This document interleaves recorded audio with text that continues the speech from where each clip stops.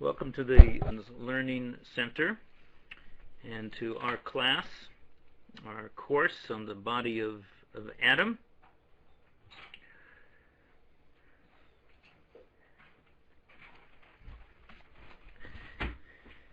We're going to be taking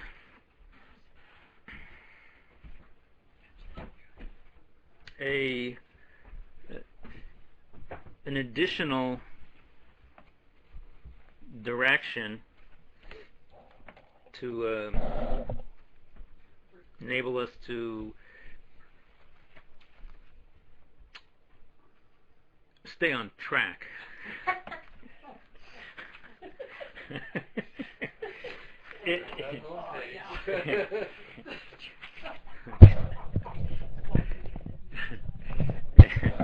And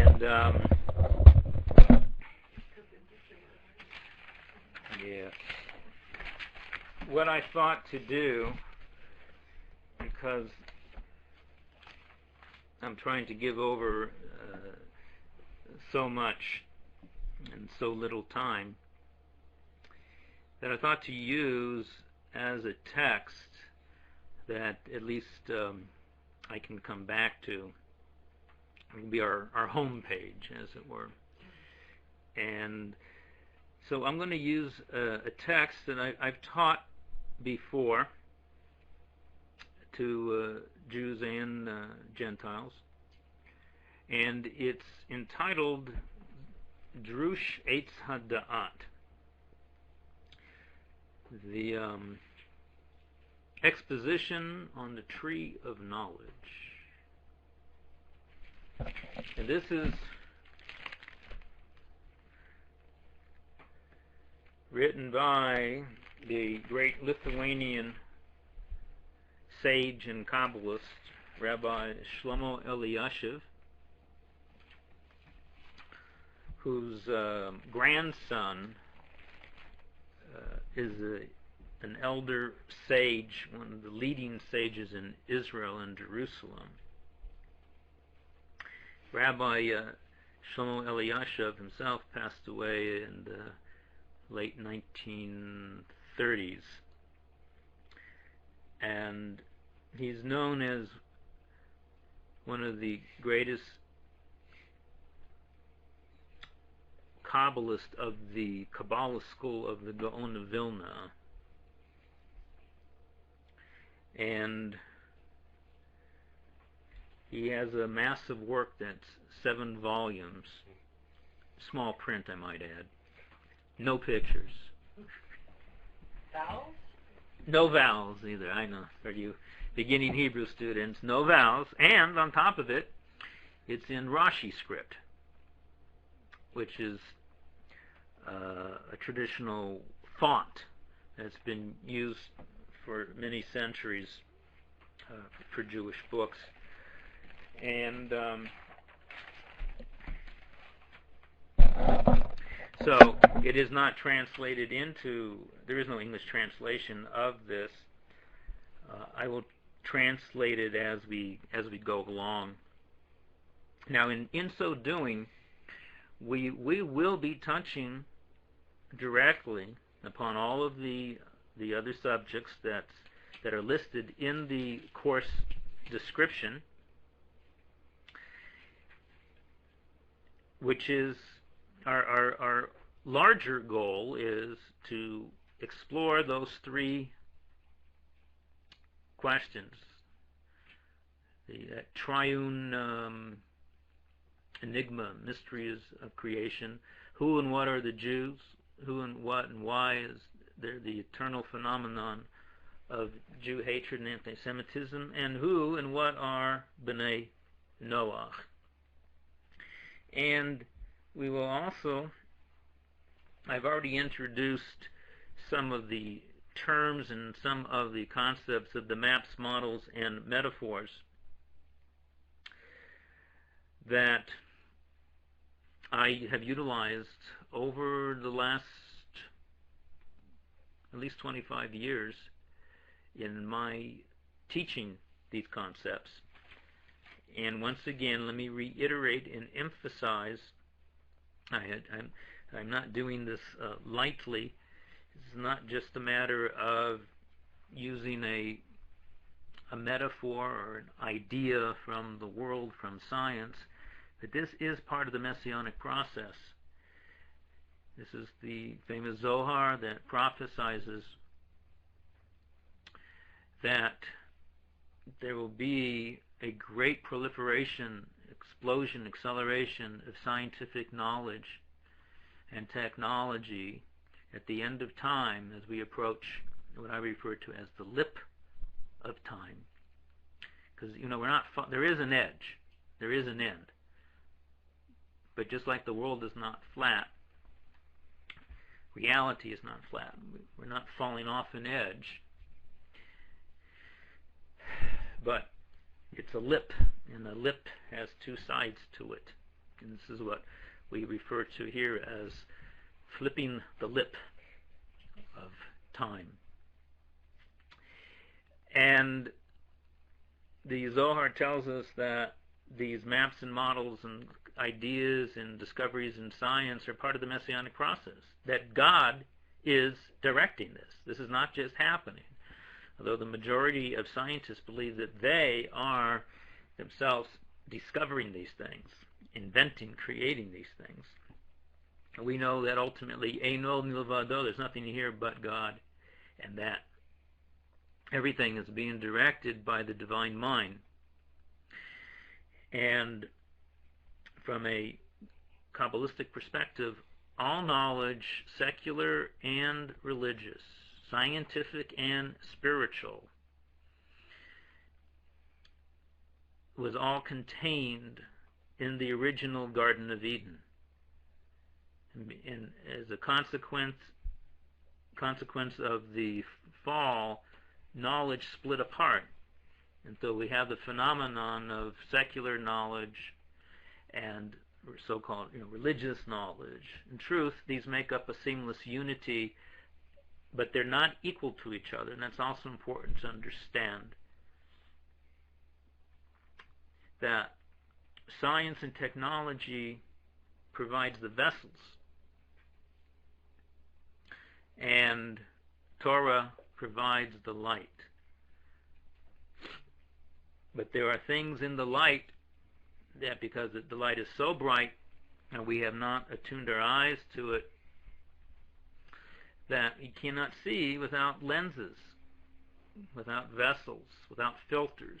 And that is provided in many cases by science and technology. And once again, what I'm referring to specifically, the models that I have been using to teach Jews and non-Jews with little or no background, and certainly even with background, these maps and models are indispensable, because most of us are not going to be able to spend 10, 20, 30 years studying Torah in depth 12 hours a day, 6 days a week, including on Shabbat.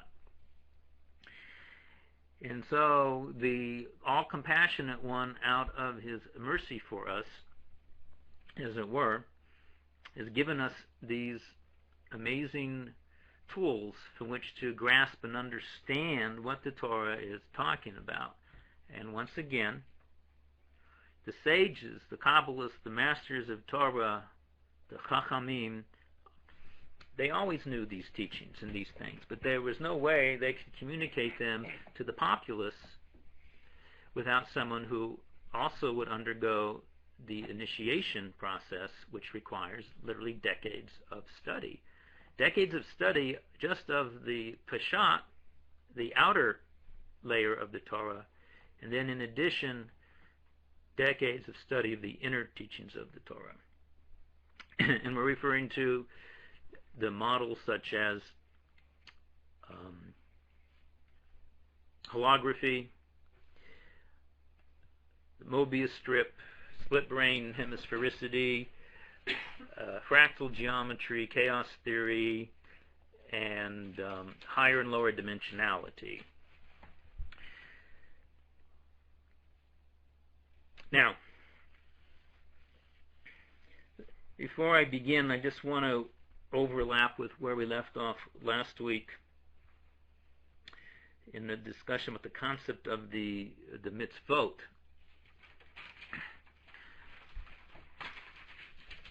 And this is a well-known teaching based upon the scripture that states that the Adam was placed in the Gan in order to la'avda u'l'shamra, to work it and to guard it. And the sages ask rhetorically, to work and guard what? If it's paradise, why is he still working? Wasn't the whole time in Gan Eden one long weekend?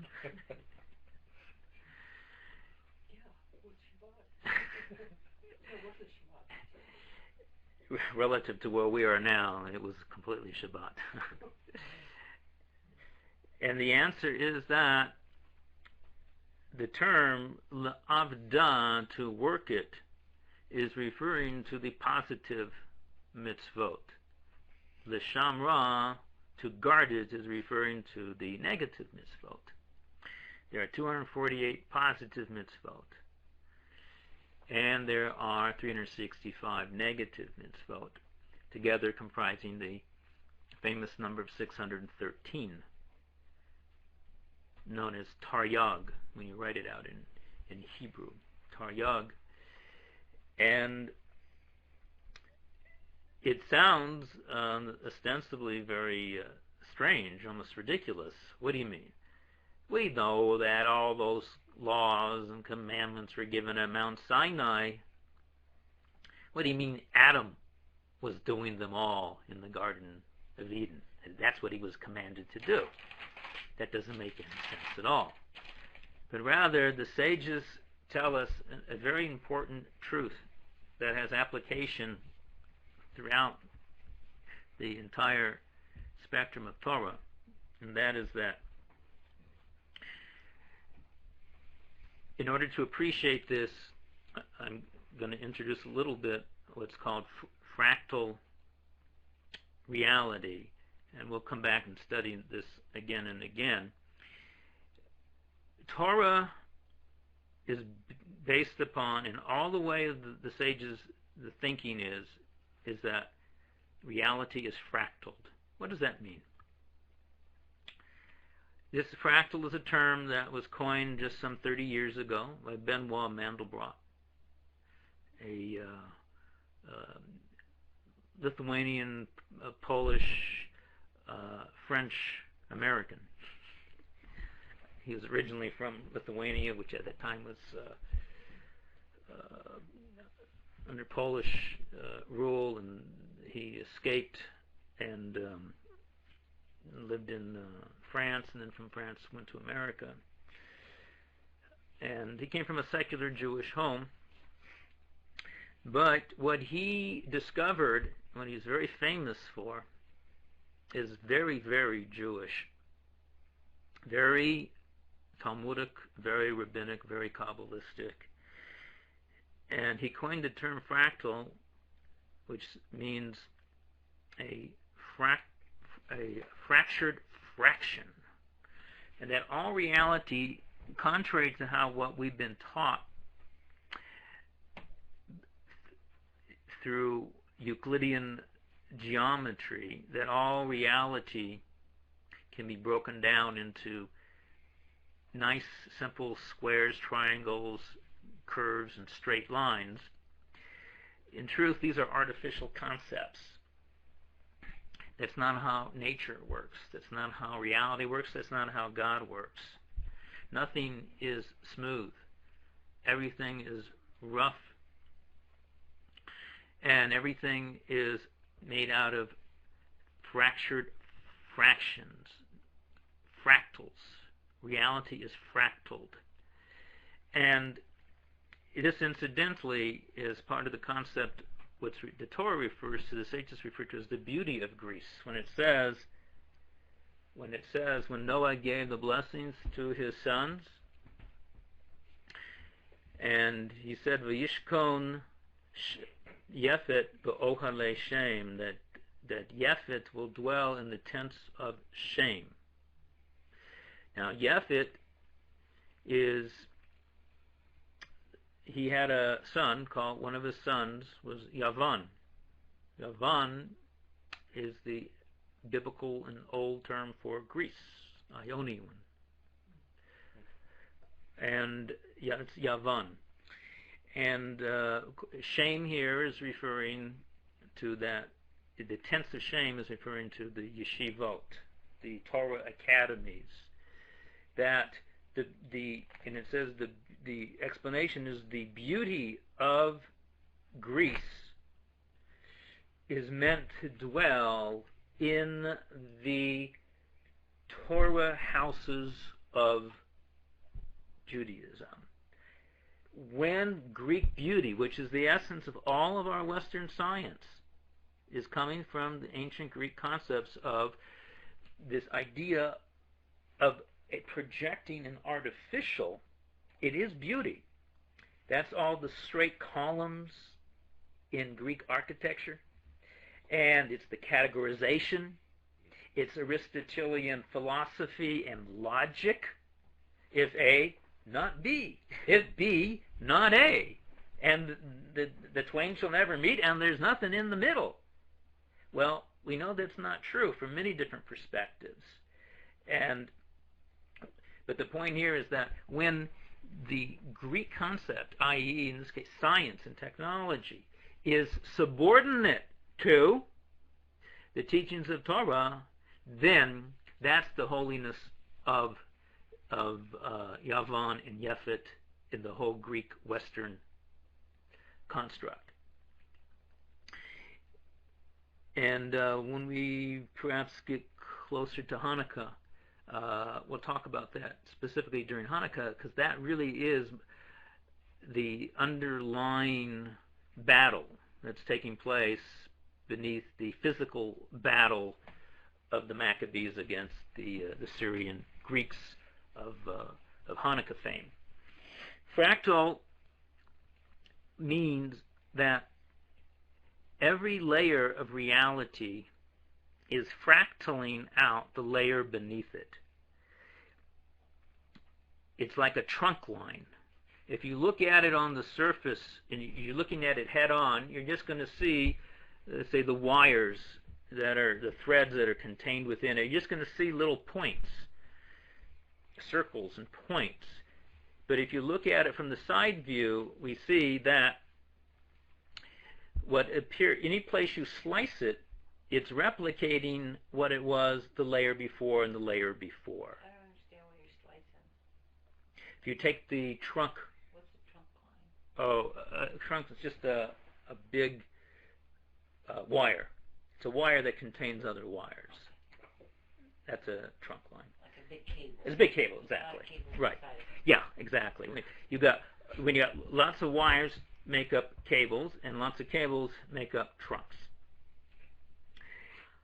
And that whatever exists in reality now has existed before. It's self-replicating itself. This is one of the essential concepts of fractal geometry, which has totally revolutionized virtually every part of science and culture. And if you're not aware of it, it's only because it's only 30 years old, and it takes time for these concepts to trickle down into the populace. But it has been proclaimed as the third great revolution of the 20th century, because it was discovered in the early 1970s or late 1960s, together with relativity, quantum mechanics, fractal geometry, which is the corollary is modern predeterministic chaos theory. These are the three revolutionary ideas and concepts that have overturned our whole concept of reality. The point being is that the mitzvot, the commandments, whether they be the 613 commandments for the Jews or the 7 in all of their details for the non-Jews, these have always existed. Do we understand this? This is at the crux of what it means to be a believing Jew and a believing Ben Noach. This is what it means to believe the Torah is divine, that it's not man-made, that none of these mitzvot, for all that they may appear to have some kind of social, anthropological, medicinal, philosophical, emotional, psychological benefit, their origin is not in man. To such an extent, when we say that they're divine, we're saying that they have, in their essence, always existed, and they even existed, and they specifically existed in the Garden of Eden, in the higher dimensionality. And this is then what it means when the sages say that to work it and to guard it is referring to the positive and negative mitzvot. They're not just saying a nice little aphorism, and they're not just saying that to make Jews feel, oh wow, I'm doing mitzvot that even Adam was doing, and that it's just meant to be some kind of metaphor or some religious idea. There's no religion here. This is Torah. And thus, and this is where we left off last week, if the 613 mitzvot, and now, what does the word mitzvah mean, by the way? This is important. Even though we keep calling it commandments, but this is due to the problem with the English language. It's limited. The word mitzvah comes from a root that means to connect, to unite. These are 248 connectors and 365 disconnectors. Or rather, these wires you put together, these wires you don't. And you want to find out what happens? Well, that's what then creates all of the state of reality is because the 248 haven't been connected in all the ways that they needed to be over the millennia, and the ones that should not be put together have been put together, putting it in simple terms. But by the same token, if that's true for the 613, and that these connections and disconnections existed in the higher dimension of Adam, which means they existed even before Adam, because they go all the way back to a state of reality and consciousness that is totally beyond our comprehension, that's referred to as Adam Kadmon, primordial, archetypal man. It's just a translation in English. It's a whole a dimension within dimension within dimensions, and that is Adam Kadmon. As a simple rule of thumb, to get a grasp on that which we cannot grasp, Adam Kadmon is the soul of Adam Harishon.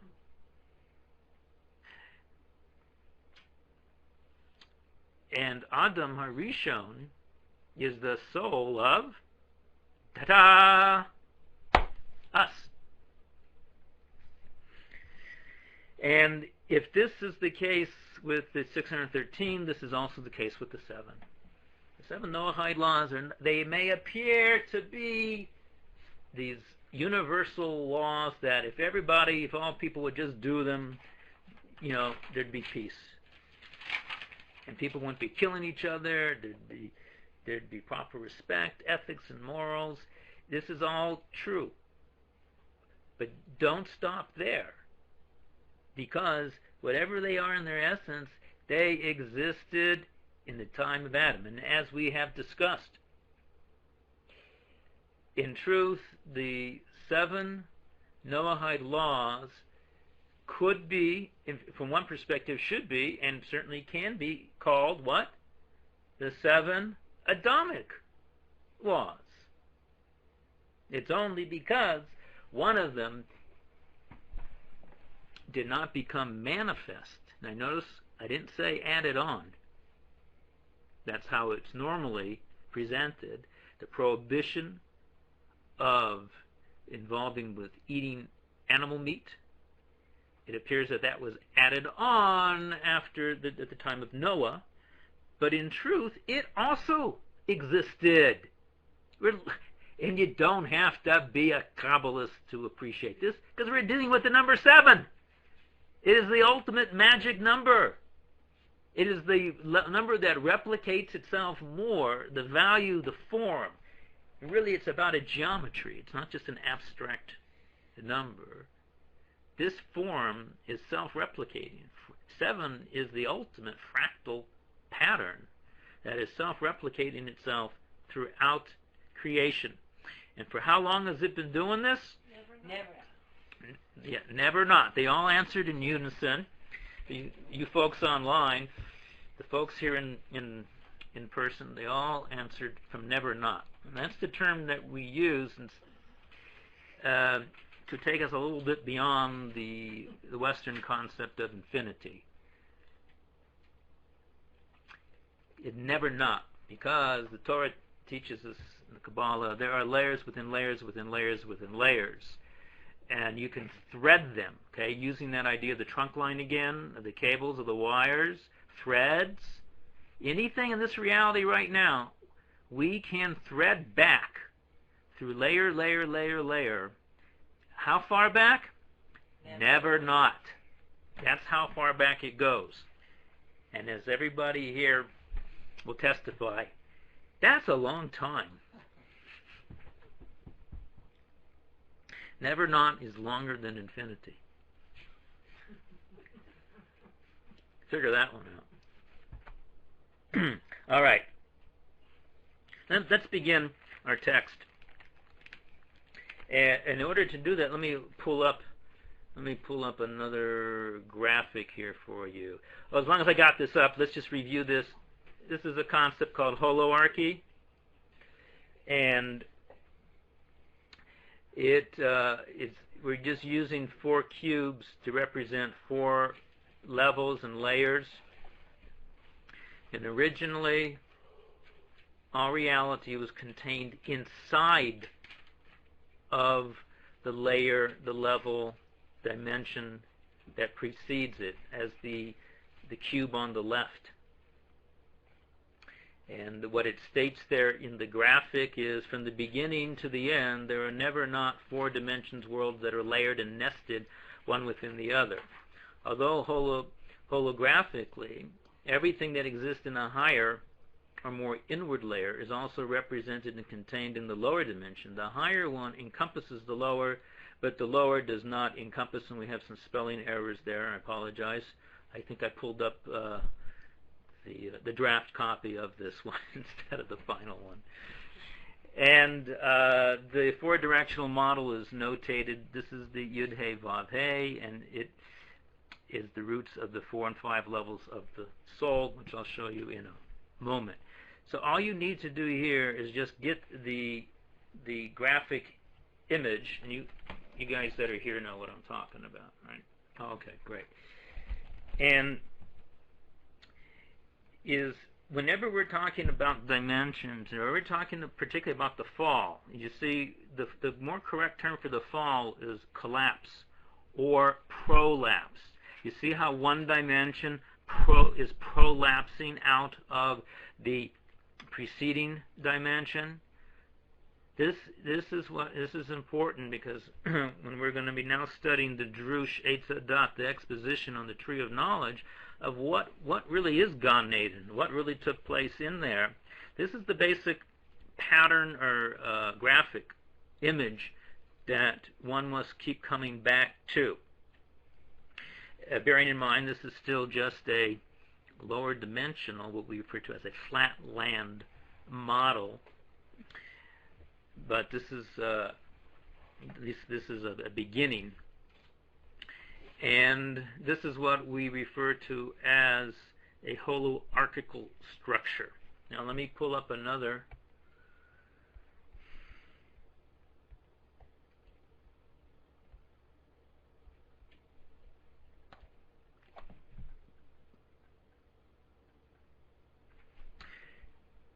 These here are the 5 levels.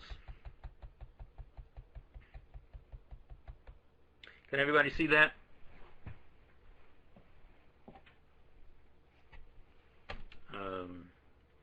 Yes, okay, thank you.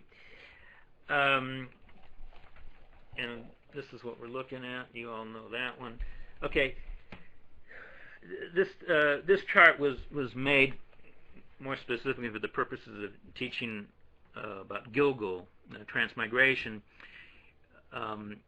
but it serves our purpose here as well, just to be aware, and I'm sure you've all heard of these different layers, levels, domains, dimensions of the soul. We as beings do not simply have a soul. You always, well, what soul? What level? What layer? And they are the Nefesh, Ruach, Neshama, Chaya, and Yechida. Here is we're utilizing the holographic principle, that the particular contains the general. Not only does the general contain the particular. And that's why on the right-hand side, you see it repeats over the whole structure. Because in the Nefesh, for example, the bottom layer, you have a Nefesh of the Nefesh, a Ruach of the Ruach, a Ruach of the Nefesh, a Neshama of the Nefesh, a Chaya of the Nefesh, and a Yechida of the Nefesh. And this is a whole study in and of itself.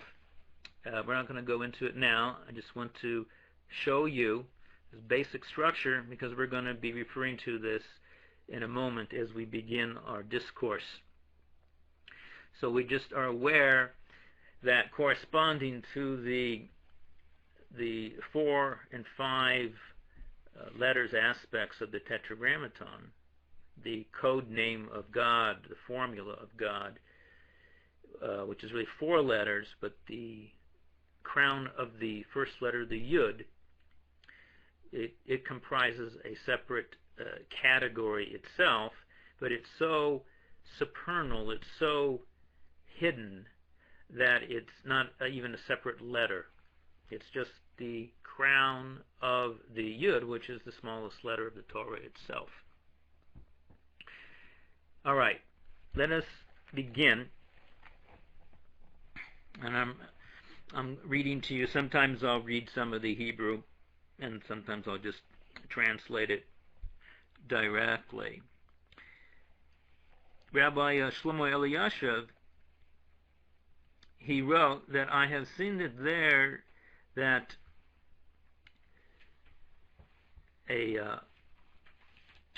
people have asked, other Kabbalists or sages have asked the kasha, the difficulty, concerning Adam and his fall, his sin. Now, I assume everybody here knows at least, well, if we don't, we're now going to. We're not going to use the word sin because it's a sin to use the word sin. And this is another case of the problems with English, with other languages. Hebrew was never meant to be used as an everyday language. It's Lashon HaKodesh. It's the sacred tongue.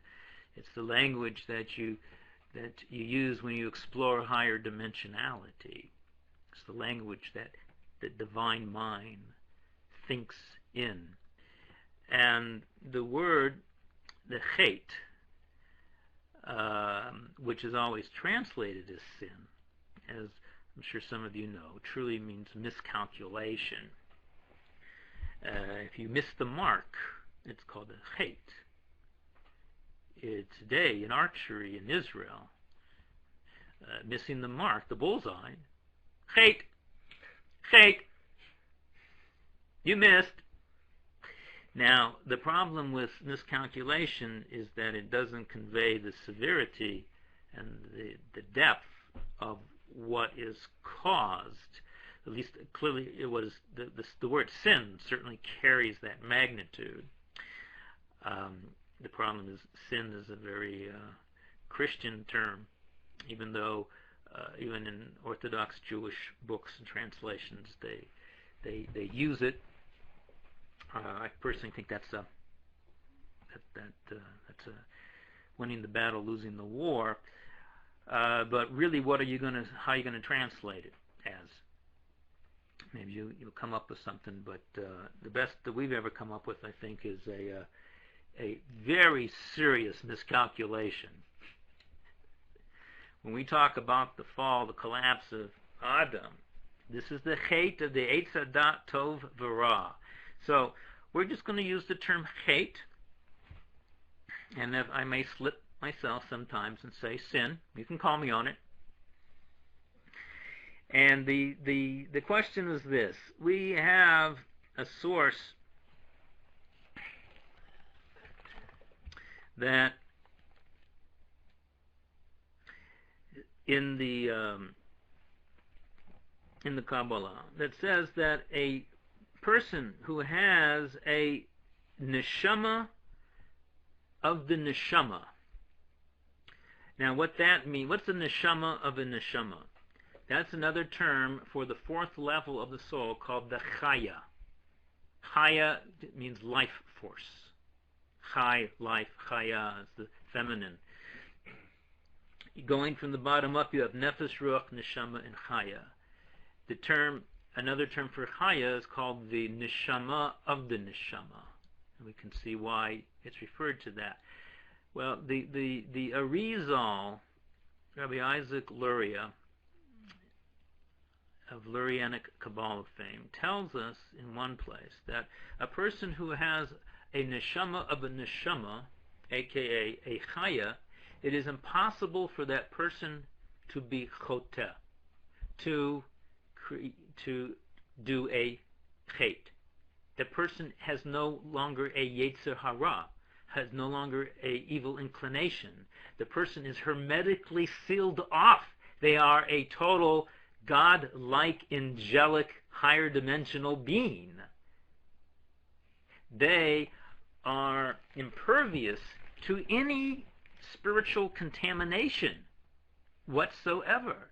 And they are not capable of committing a transgression.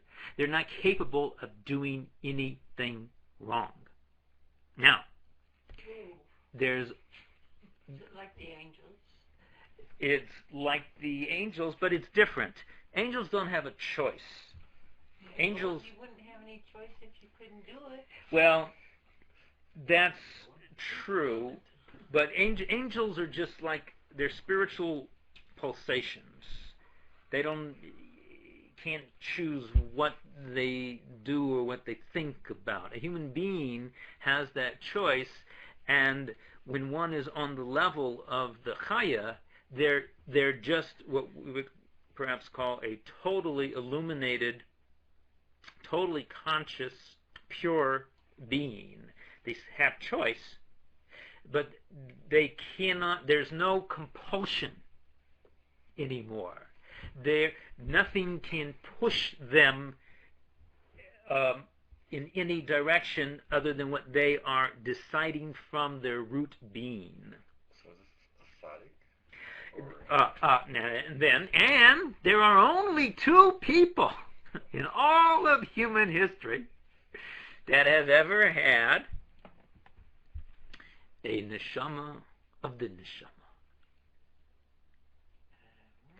One is Adam, and the other is Moses. Yes, I was going to include Moses then as the third, but simply speaking, Enoch, Hanoch. Oh. Hanoch, who is Hanoch? Hanoch, Enoch. One of the most enigmatic, mysterious, biblical characters. The seventh generation from... Oh, there's that number 7 again. I'll be darned. And you know that Hanoch's name in that chapter in Genesis appears 7 times.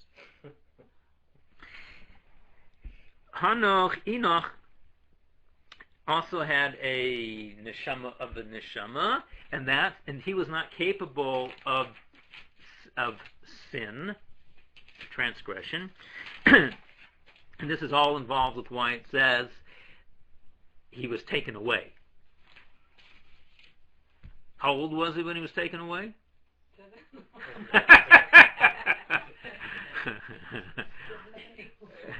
He was 365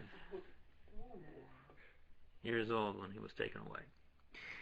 And I'm mentioning this just to start getting a sense. These are fractal patterns. This is not numerology. This is not play. This is not, oh, isn't that a cute coincidence? No. These are the underlying patterns that are self-replicating themselves on different scales. Okay? That's the definition of a fractal pattern. Self-replication on different scales.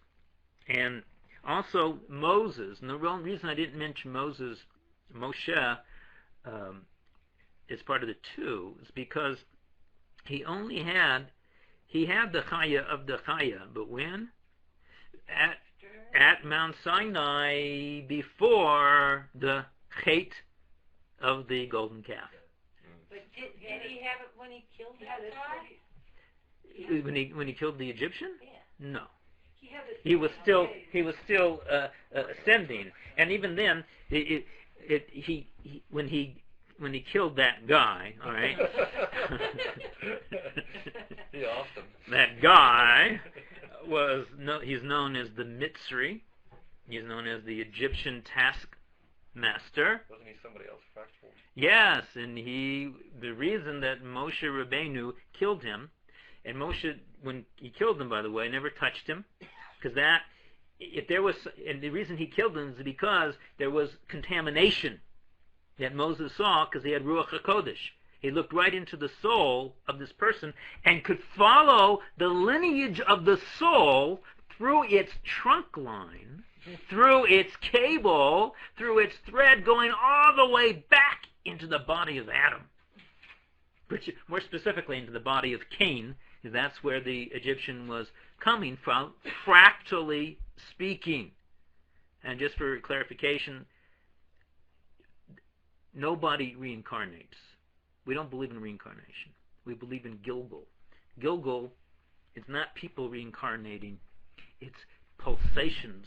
It's layers of consciousness, fractals of consciousness that are megalgel, that fractal through different scales, and those scaling is through the genealogy and the generations of humanity. This is another reason why fractal geometry is so important, to understand one of the most mysterious and rejected and misunderstood or abused portions of the Torah called transmigration of souls. Now, did you said the Haya of the Haya rather than the Neshama of the Neshama? I'm sorry, did I say that? Yeah. Okay, I meant the neshama of the neshama. And so Adam, when Moses did that, even if he would have been in that pure state, he wasn't committing, God forbid, a crime. He was doing an actual rectification. And in terms of Gilgul, some of you may recall that Moshe is a fractaled out soul genealogy of Abel, and that Egyptian taskmaster was a fractal, one aspect, there's many layers to it, just one aspect of guess who? Cain. Abel ended the life on the physical plane of the Egyptian taskmaster, who was none other than an aspect of his own brother, Cain, who had killed him, and this was part of the rectification process. And Moses knew this. And so even if he would have been on this higher level that's impervious to sin. This was not a sin, to the contrary. And he did not touch him. He used the divine names. And he didn't even kill him by using the name, rectifying the soul. Then as a consequence of that, he died. The rectification itself. Exactly. The rectification caused his demise. The vessel broke. Exactly. The vessel broke. Shattered. All right. So the Arizal. So here's the problem. So the Arizal tells us that anyone who has a neshama of a neshama cannot commit a chet. It's impossible. If so, we got a problem. How the heck did Adam, who we know had a neshama of a neshama, he was totally complete. He had a nefesh, ruach, neshama, and a chaya. And that means he had a nefesh of a nefesh, a ruach of a nefesh, neshama of the nefesh, and the chaya of the nefesh. And then he had the nefesh of the ruach, and the ruach of the ruach, and you will be tested on this. Good answer. All right, so this is where the leshem, and Rabbi Shlomo Elyashiv is referred to as the leshem because that's part of the name of his 7 massive volume work. It's called Leshem Shabova Achlama. Those are 3 of the semi-precious stones in the Hoshen HaMishpat, the breastplate of the Kohen Gadol. One of the jewels there is called a leshem. And there's different understanding of exactly what jewel or gem that is today. There are 12. Leshem is one. Shavo is another. Achlama is another one. And that's the name of his work. And he's referred simply in abbreviated form as the Leshem. That's who we're learning from. And he says like this, that the Rizal wrote, Shahaya lo neshama le neshama me'aba ve'ima da'atzilus. Uba sefer Gilgulim and came sefer Shara Gilgulim. Mevuar sham ki haya nichla ba'ad rishon kol ha'hei bechinus nar nechai asher b'kol adalat olamos abiyah me'anefesh da'asiyah ad ha'yechida da'atzilus. I need to qualify. He not only had the 4 levels, in all the 4 of the 4, he had all 5. Which means, see, where do these 5 levels come from? Simple Kabbalah is always working with, you work with 5 levels of the soul, but you also work with 5 levels or dimensions of reality. On the big picture, that's like the soul of God or the soul of the cosmos. Those are called the worlds or dimensions, and they have their respective names. Let's see. Oh, I have them here in this chart as well. You see there, Adam of Asiya, the Adam of Yetzirah, Bria, Atzilut, and Adam Kadmon. Those are these 4 and 5 levels of the soul are emanating from those 4 and 5 dimensions.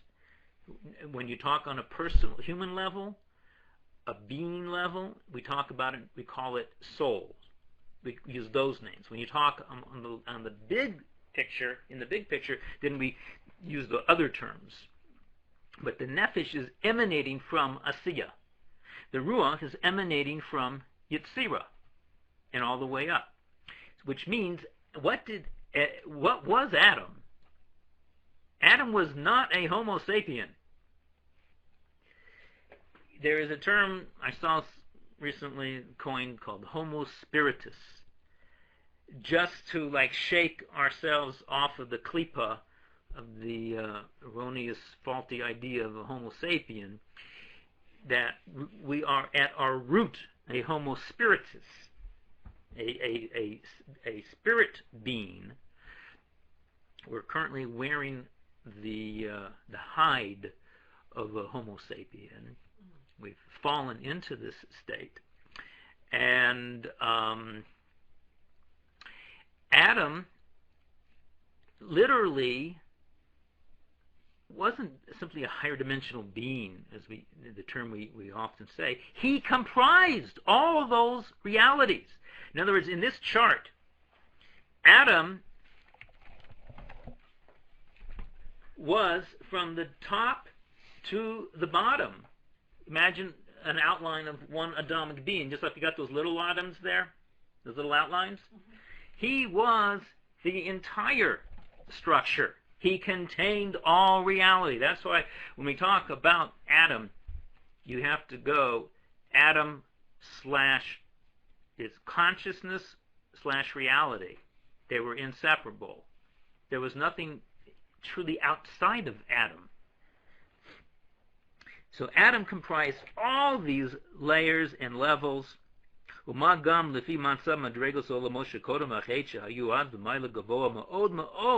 addition, all these levels, these 4 worlds and 5 worlds that we refer to, the world of action, formation, creation, emanation, and then Adam Kadmon, the 5th level, they were on a level totally removed from where they are now, because everything has collapsed and fallen down. Adam, before the fall, not only comprised all of these dimensions, but all those dimensions were so far removed from where they are now. The lesson then says, if so, how was it possible that Adam could have done the hate, eating from the tree of knowledge?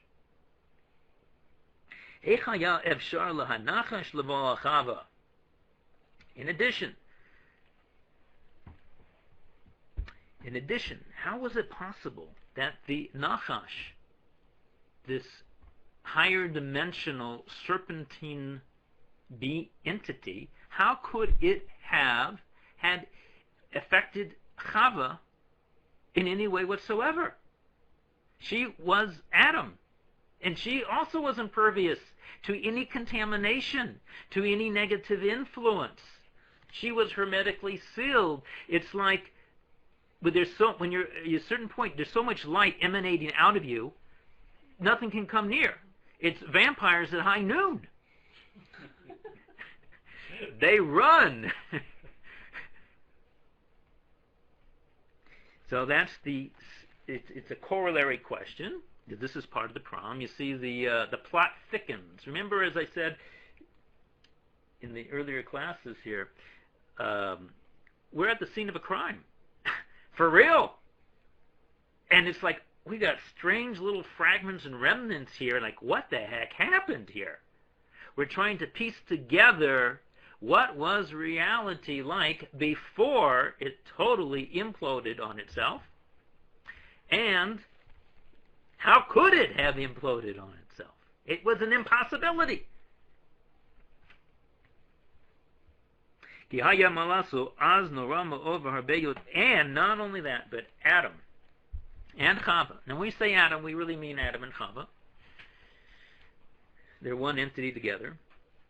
Adam, before the fall, was on a higher level than Metatron, the Prince of the Presence, is now. What is Metatron? It's one of the most misunderstood concepts in the Torah by the occultists and by wannabe Kabbalists and a lot of New Age thought.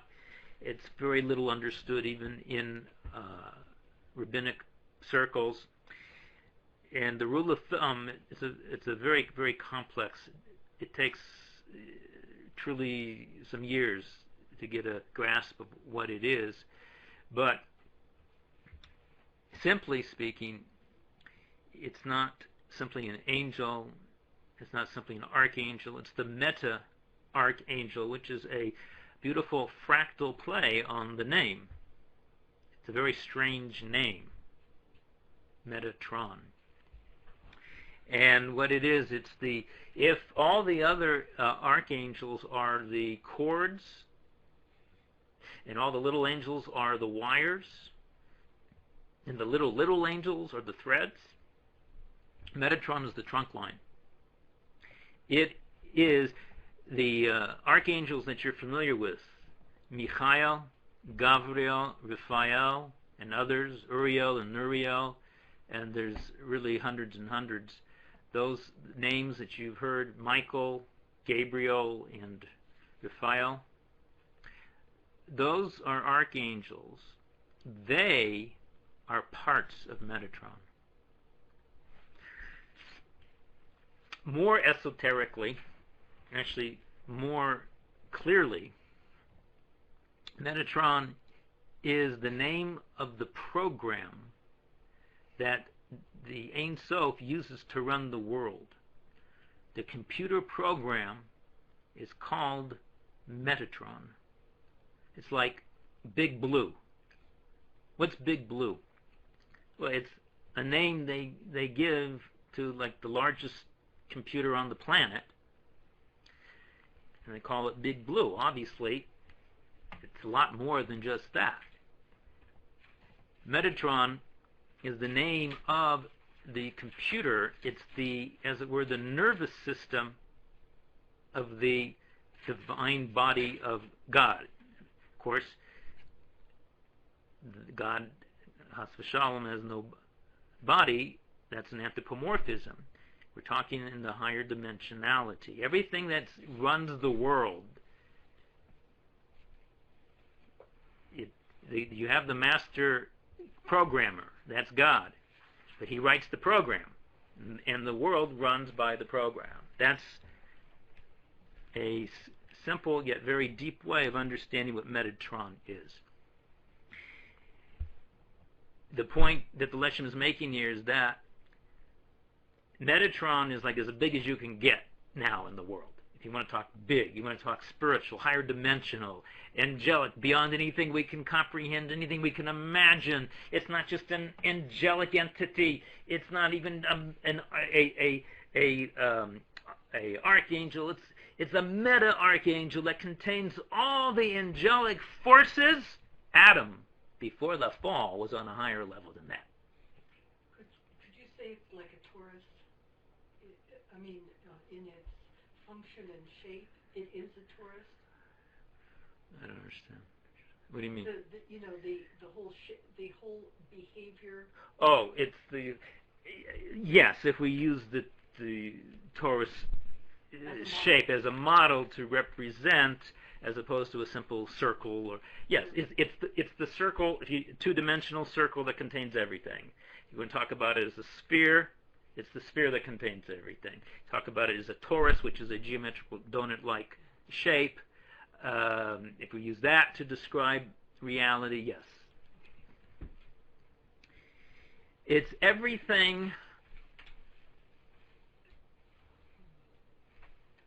that's not.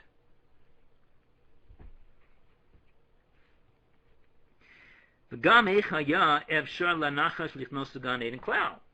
then the lesson asks another third part of the problem here, the kasha. How could the serpent have entered in at all into this higher dimensional reality? Adam is higher, more pure than Metatron.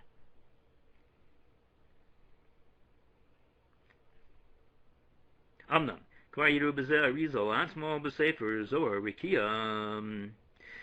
says, however, the truth is the Arizal already explained this in some of his other books, and he said there that it is not my desire to reveal the depth of the mystery of these matters. That is what Rabbi Isaac Luria said over 400 years ago regarding this matter. However, the Leshem comes and says, in spite of this, I have seen it to my responsibility to speak about these matters and explain them, but only according to the Peshat. Everything we're going to be learning is as otherworldly as it may sound, as mind-boggling as it may sound, it's still only the Peshat of the matter. This is what's known as the Peshat of the Sod. See? You just got 4 levels of Torah learning. You got the simple narrative, the simple meaning, it's called the Peshat. You have the homiletic meaning, the Drash. You have the Remez, which is the clue level. And then Sod, which means secret. But there's the Peshat of the Sod, and then there's the Sod of the Sod. And this is just going to be the Peshat.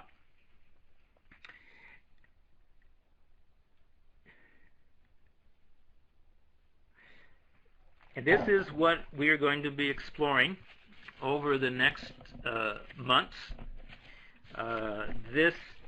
What the Leshem wrote here actually was just a kind of an essay. It wasn't even part of his original books. It's a good 20 pages or more long, very small print. And if we can bite off a paragraph at a time, we'll be doing good. And he begins by saying, regarding the first difficulty that we asked, that if one has just has a neshama of neshama, if one just has a chaya, he's impervious to sin. Adam had even more than that. He had the yechida, the 5th level. He says, how could Adam have sinned? Because he was hermetically sealed. Hinei kazehu rak mi shezacha lasig esa neshama l'neshama al yedei ma'asav. Okay, right off the bat, he's going to give us the Peshat explanation, but we're going to see this just creates more problems, which then we dig deeper into. And the answer that he gives is that when the Arizal said, when we have this formula, that one who's on this higher level cannot do a chait, that only refers to one who generated those levels himself, as opposed to Adam, whom they were given to. He was manifested that way. He did not generate it out of his own sweat and toil, out of his own work, whatever that would be relative to the higher dimension. Because Adam got his from above to below. One is impervious to hate only if one generates them from below to above and builds one on top of the other, coming to that higher level out of one's own thoughts, speech, and action. So would that also apply to Adam Kadmon? No. Adam Kadmon is really, it's a dimension. It's when you're talking about Adam Kadmon, for all practical purposes, you're talking about God. It's a relative term. The garment that God wears, the Ein Sof wraps itself in light. That light garment is called Adam Kadmon. That Adam Kadmon then self-replicates itself through a process that's virtually infinite layers, fractaling itself until the manifestation of Adam Harishon, Adam the first, who we're now dealing with. All right, folks, I will entertain any questions or answers if you have, and because our time is up. Do we have any questions?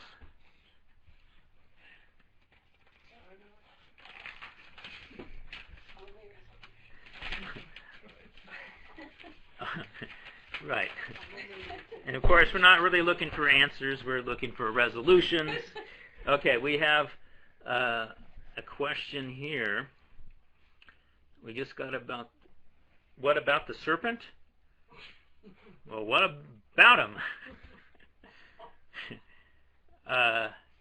Yes? Just anything more specific about the serpent? Well, we're going to get into that. The Leshem is going to spend a considerable amount of time defining clearly what the Nachash is, what that really is all about. And you be prepared to leave behind everything and anything you learned in Sunday school.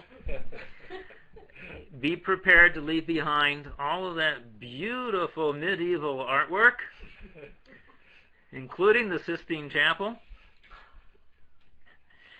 because it's a whole different ball game. So we will deal with the serpent in the weeks to come, God willing. All right, folks. Well, thank you for joining us, and have pleasant but interesting dreams. Okay. Erev Tov and Laila Tov.